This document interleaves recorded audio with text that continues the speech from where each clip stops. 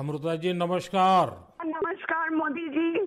आपका बहुत आभारी हूँ। आप मुझे चांस दिए हैं लोगों की सेवा करने के लिए। हम 100% कोशिश करेंगे। आपका चुनाव अभियान कैसा चल रहा है? अभी तो हम निकले हैं तो एक बीजेपी कोई उनका पिता का देहांत हो गया। हम इधर ही आए हुए हैं तो अभी वापस जाके हम प्रचार में ही निकलेंगे। अमृता जी, आप महाराजा कृष्णराय चंद जी की विरासत को आगे ले जा रही है। एक बात आपको हम शेयर करना चाहेंगे। हम क्या कह सकते हैं? जी जी जरूर, मुझे अच्छा लगेगा।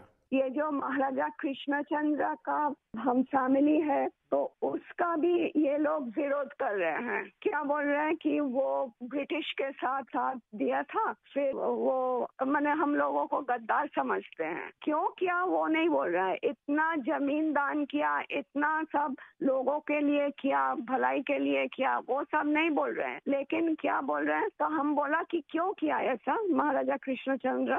अगर नहीं करते तो हमारा सनातन धर्म तो पूरा खत्म हो जाता है कि नहीं। तो वो बात है क्योंकि तब का वो जो नवाब थे सिराजुद्दौला, तो वो तो बहुत अत्याचारी भ्रष्टाचारी थे। तो उसीलिए उन्होंने तो अकेला नहीं किया, बहुत सारे राजाओं के मिलन हुआ, उसके बाद सभी ने किया। जगत सेठ भी थे और राजाओं थे। तो उसी सभी के मेहनत से ये काम सफल हुआ। तो अगर नहीं होता आज हम हिंदू नहीं रह पाते। हमारा भाषा दूसरा होता, हमारा वेशभूषा एकदम अलग होता और सभी अलग हो जाते। हम तो दूसरों के अधीन रहते ना, यही बात है। अमृता जी, बचपन में हमारे यहाँ हम लोगों को जो पढ़ाया जाता था उसमें कृष्णचंद्र राय की समाज सुधार का काम, बंगाल के विकास का काम, बंगाल के विकास के मॉडल, ये सब सुनने को मिलता था बचपन में। अब देखिए, ये वोट बैंक की राजनीति करने वाले लोग हैं तो बहुत ही अनाप शनाप आरोप लगाएंगे और 300 साल पहले की घटना निकालेंगे, 200 साल पहले की घटना निकालेंगे और बदनाम करने का प्रयास करेंगे। वे एकदम खुद सही बात अपने है। जो वर्तमान पाप है हाँ उसको छिपाने के लिए वो हाँ। ऐसी चीजें ढूंढते रहते हैं। लेकिन जब भगवान राम की बात आती है तो वो कहते हैं कि सबूत कहाँ है, इतनी हाँ पुरानी हाँ बात क्यों सही बात। निकालते हो। सही बात। लेकिन जब कृष्णचंद्र राय की बात आती है तो वो तुरंत निकालते हैं।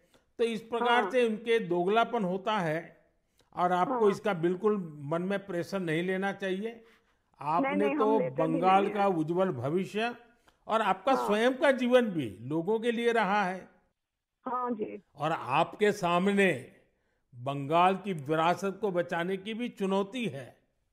और एकदम आप इसे सही बात। कैसे देख रही हैं आप? हम पॉजिटिवली देख रहे हैं। हमारा लड़ाई जो है लोगों का सेवा के लिए है, करप्शन हटाने के लिए है और वंचित लोगों के उपकार में आने के लिए है। आपने देखा होगा, इन दिनों लड़ाई दो खेमों में बट गई है। एकदम। एक हमारा खेमा है जो इस देश से भ्रष्टाचार को मिटाने के लिए कदम उठा रहा है, और दूसरा हमारे सामने वाला खेमा है, वो भ्रष्टाचारियों को बचाने के लिए इकट्ठे होना, एक दूसरे को बचाने के लिए लड़ाई लड़ना, आरोप करना।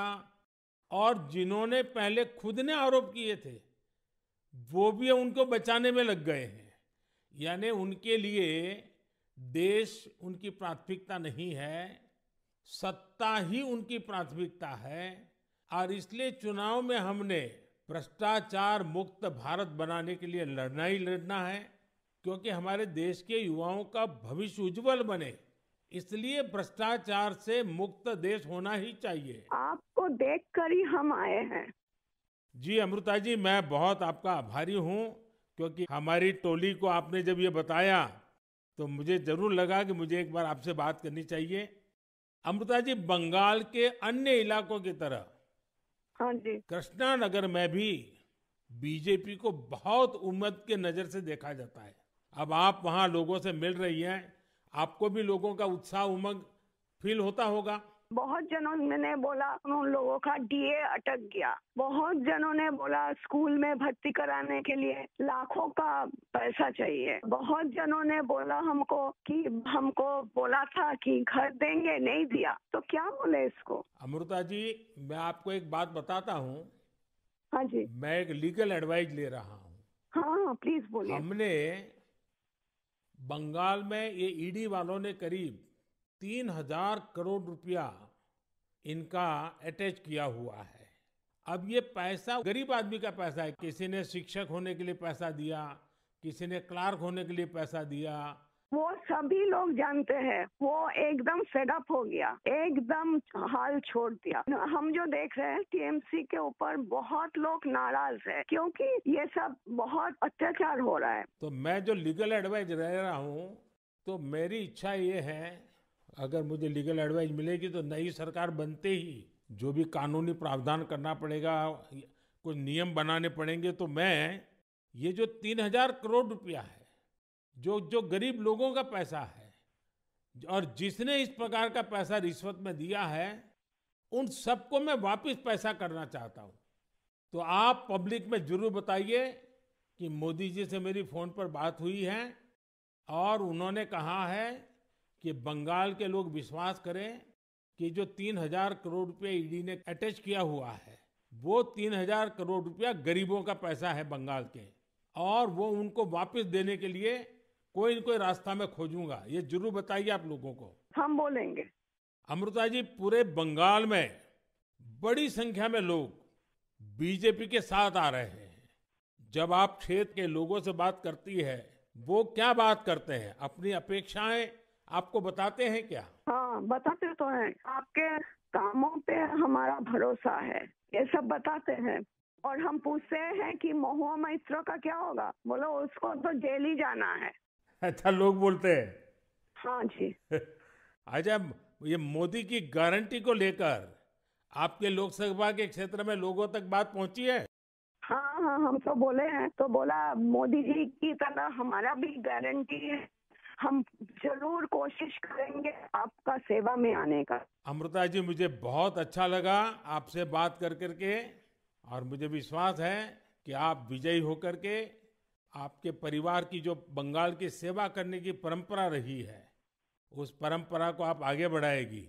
आपने चांस दिया है, इसलिए हम आभारी हैं। आपने ये चांस मुझे सौंपा है। बस आप जीत करके आइए, हम मिलकर के बंगाल के लोगों की बहुत सेवा करेंगे। और आप भी जीतने के बाद पहले 100 दिन में कृष्णनगर में क्या करना है, उसका पूरा काम निकाल के रखिए। मैं पूरी तरह आपके साथ खड़ा रहूंगा, और उसमें से जो भी काम भारत सरकार को करने होंगे, वो तुरंत कराने का हम प्रयास करेंगे। आपका आशीर्वाद मुझे चाहिए बस। बस जनता का आशीर्वाद हम सबको चाहिए। जनता का आशीर्वाद ही हमारी सबसे बड़ी ताकत है। लेकिन आप मुझे गाइड करिए, ये हमारा रिक्वेस्ट है। नहीं, बिल्कुल हम संपर्क में रहेंगे, और मेरी आपको बहुत शुभकामनाएं हैं। बहुत बहुत धन्यवाद जी। नमस्कार।